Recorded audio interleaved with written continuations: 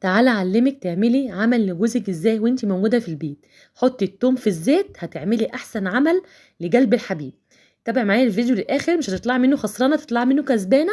محتاجه منك دعم للفيديو، لايك وشير، وما تنسيش يا قمر تشتركي في القناه عشان تعرفي الاعمال والاسحار بتتعمل هنا عندي وبس حصري.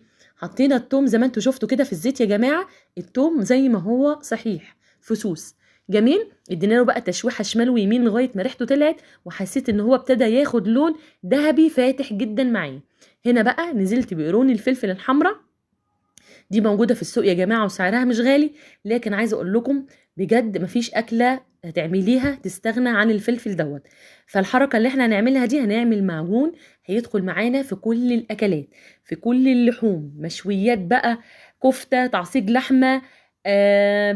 طبعا بالنسبه للخضار بقى، الباميه والبطاطس، كل الخضروات، ورئيسهم بقى المحشي. ومش عايزه اقول لكم بقى يعني في كل الاكلات، حتى لو تعملي بتنجان وحابه تخلليه، حطي له من الخلطه اللي احنا عاملينها دي، هتوديه في حته تانية خالص.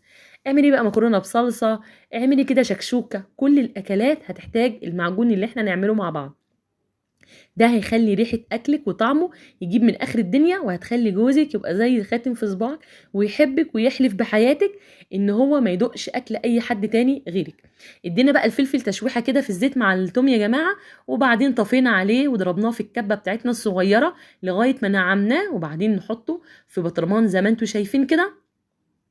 عمل معانا معجون بجد خطير. طبعا احنا حطينا عليه ملح واحنا بنحمره كده على البوتاجاز. بصوا عامل ازاي.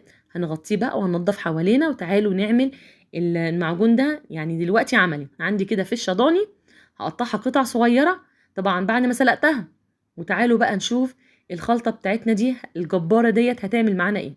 عندي شويه زيت كده في الطاسه على النار، وهنزل بالفشه بتاعه الخروف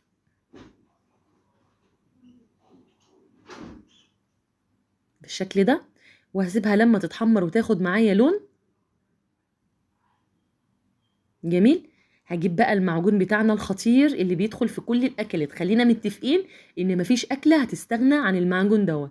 تعملي بقى ملوخيه، تعملي باميه، تعملي بطاطس، تعملي كوسه، اي نوع خضار، اي لحوم، اي حاجه هتتبليها، حتى لو بانيه حطي منه، هيخلي طعم اكلك وريحه اكلك حلوه جدا، وهتخلي الناس كلها تسالك عن سر حلاوه اكلك. الفلفل الاحمر ده يا جماعه، رغم ان هو حامي، رغم ان هو محلون، تحسوا ان هو مسكر كده في تسكيره. وطبعا التوم لما ضربناه بفصوصه كده او حمرناه بفصوصه بيبقى ريحته خطيره.